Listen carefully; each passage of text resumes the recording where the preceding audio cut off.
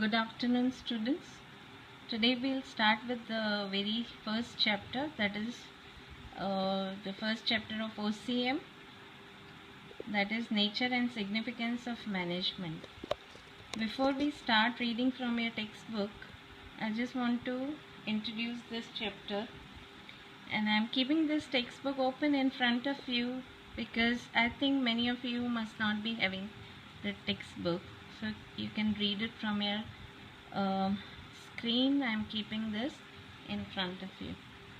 Now see, your OCM is all around the management. Management is nothing but the things or the work that has to be done in a systematic manner. The very first thing you have to understand is management is required everywhere where people are working. We can take the very simple example that how your mother is managing the kitchen.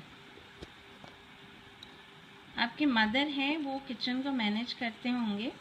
Many times it happens that कि mother ने खाना बनाया है and everything is laid on the table, ready है, family खाना खा रहे हैं. ऑल ऑफ सडन आपके फैमिली फ्रेंड आ जाते हैं दो, तो मदर उसको कैसा मैनेज करती है, that you have to understand. She has to invite, family has to invite the guest.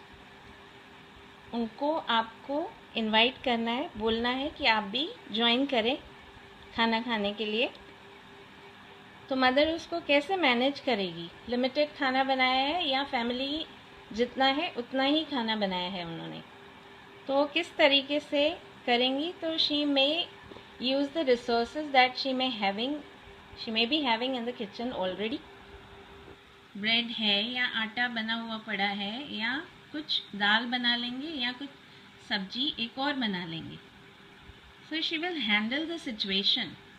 तो management is nothing but you are doing the work in a systematic manner. और वो काम हमको सिस्टमैटिक मैनर में करने की क्यों ज़रूरत होती है? Because we want to achieve certain things. कुछ काम हमको सही तरीके से करना है, कुछ हमको अचीव करके दिखाना है. तो मैनेजमेंट ज़रूरी होती है हर जगह पे, इवन घर में या एजुकेशनल इंस्टीट्यूट में. It is required everywhere. Now just I'll read it from the textbook. That is the paragraph 2. It is on line number 7th line. The point is given when some more than one person join hands for completion of the work in a systematic manner. मतलब कि अगर एक से ज़्यादा लोग साथ मिलके काम करते हैं वो काम को पूरा करने के लिए अच्छे तरीके से, systematic manner, then it is management.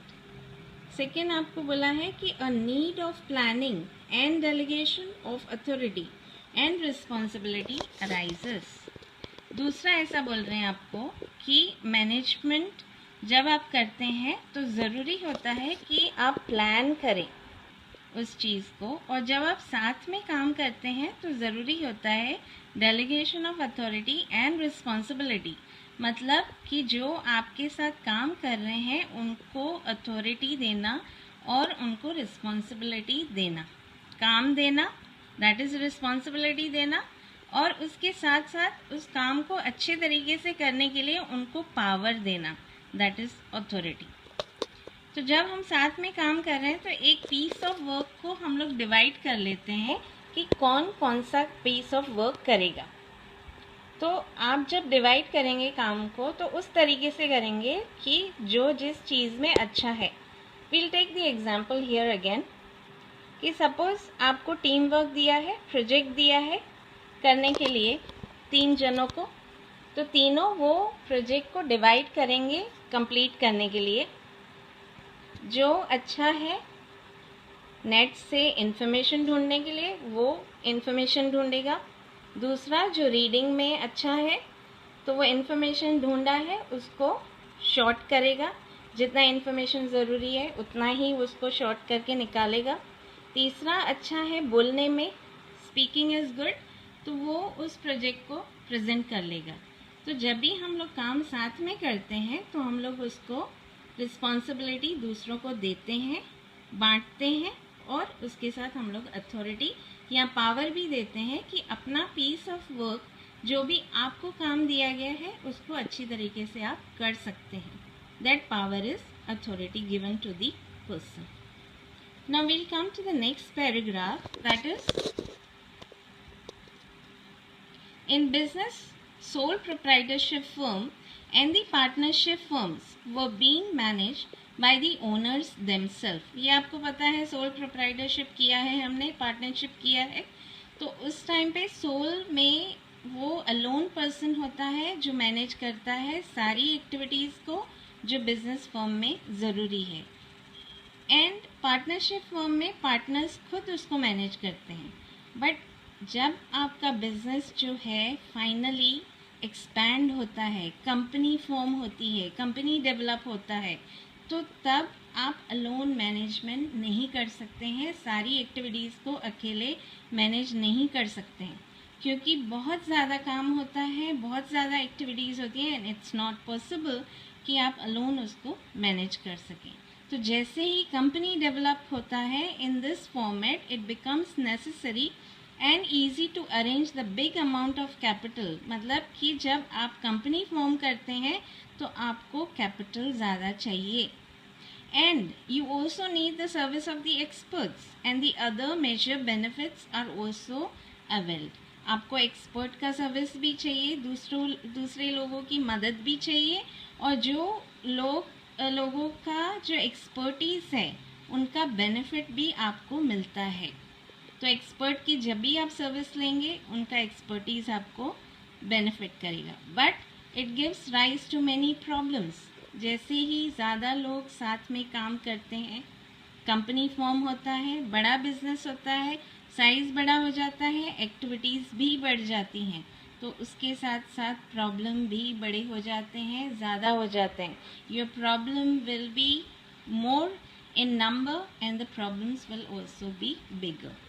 These problem of capital, ज़्यादा कैपिटल चाहिएगा, प्रोडक्शन लार्ज करना पड़ेगा, सेल्स ज़्यादा करना पड़ेगा, employees you will require more in number. In such circumstances, there is a need of trained, experienced and expert people to take the various decisions. तो आपको ज़रूरत होती है ऐसे लोगों की जो अपनी एरिया में, अपने फील्ड में ट्रेंड हैं, उनको एक्सपीरियंस है और उसमें अपनी फील्ड में उनको एक्सपर्टीज़ है. तो वही लोग आपको हेल्प कर सकते हैं बिजनेस से रिलेटेड डिसीशंस लेने में. एंड देयर इम्प्लीमेंटेशन, उन डिसीशंस को लेना और उन डिसीशंस को इम्प्लीमेंट करना, एग्जीक्यूट करना.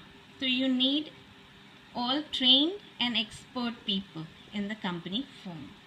Work done by this group of people, जो एक्सपर्ट मिलके साथ काम करते हैं, वो एक्सपर्ट जो अलग अलग फील्ड में, अपने फील्ड में एक्सपर्ट हैं, साथ मिलके ग्रुप में जब काम करते हैं तो वो मैनेजमेंट है. You can underline the important points that I have underlined in the textbook.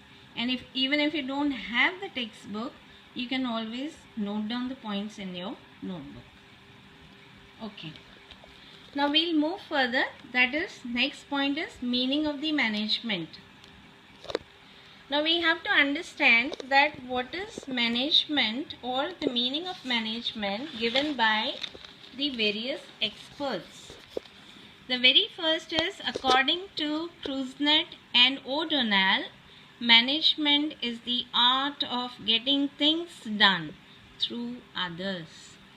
ऐसा बोल रहे हैं कि मैनेजमेंट जो है एक आर्ट है जिसमें आप दूसरों से काम करवा सकते हैं, दूसरों से काम अच्छे तरीके से ले सकते हैं. ऐसा क्रूजनेट डिफाइन कर रहे हैं या मीनिंग बता रहे हैं आपको. मैनेजमेंट इज कि साथ मिलके काम करना, दूसरों से काम अच्छे से करवाना. Then next definition is, according to Livingstone, management is a function of achieving predetermined objectives of a business unit with the use of minimum time.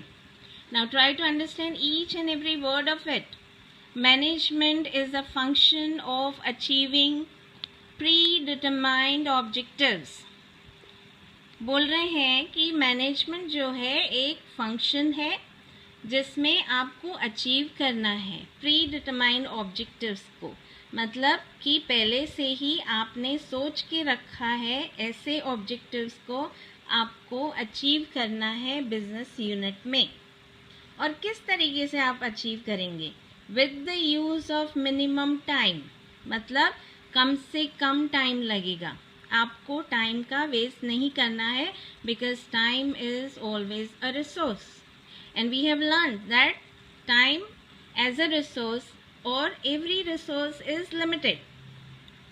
तो आपको मिनिमम टाइम यूज करना है and cost, minimum time and cost use करना है। Cost भी आपको minimum, vestiges नहीं करने हैं, we can not afford, okay. as well as by making efficient use of available resources, मतलब कि आपको सभी जो resources हैं, टाइम है, मनी है, एनर्जी है, सारे resources को आपको optimum यूज़ करना है, efficient यूज़ करना है, मतलब वेस्टेजेस नहीं हो या मिनिमम वेस्टेजेस हो, उस तरीके से यूज़ करना है। क्योंकि अगर आपने रिसोर्सेज को वेस्ट किया जो मिनिमम है आपके पास, लिमिटेड है, तो वो आपको लॉस करेगा बिजनेस में, which we can not afford. Next is the meaning और the definition that is given by George Terry. Management is such a process which plans and control man. ऐसा बोल रहे हैं कि मैनेजमेंट जो है एक प्रोसेस है जिसमें आप प्लानिंग करते हैं और मैन को कंट्रोल करते हैं, मशीन को कंट्रोल करते हैं, material, method, money and market, ये सारा जो आपको बोला गया है कि प्लानिंग करना और कंट्रोल करना, किसको? रिसोर्सेस को। Man is your resource, machine, material, method, money, market, जो भी सारे रिसोर्सेज हैं उसका सही तरीके से प्लानिंग करने के बाद ही आप उसको यूज़ करेंगे, और यूज़ करेंगे रिसोर्सेज को और कंट्रोल करेंगे वेस्टेजेस को। That is what is stated by George. Next is it provides the leadership, coordination and direction to the human efforts which help to achieve the business objectives. दूसरा George बोल रहे हैं कि आपको मैनेजमेंट के अंदर लीडरशिप की ज़रूरत होती है। You need a leader to lead a group. Coordination की ज़रूरत होती है, साथ मिलके एक दूसरे को समझ के साथ में टीम में ग्रुप में काम करना है, कोऑर्डिनेशन करना है, एक दूसरे को पता होना चाहिए कि कौन क्या कर रहा है, कैसे कर रहा है, दैट इज़ कोऑर्डिनेशन।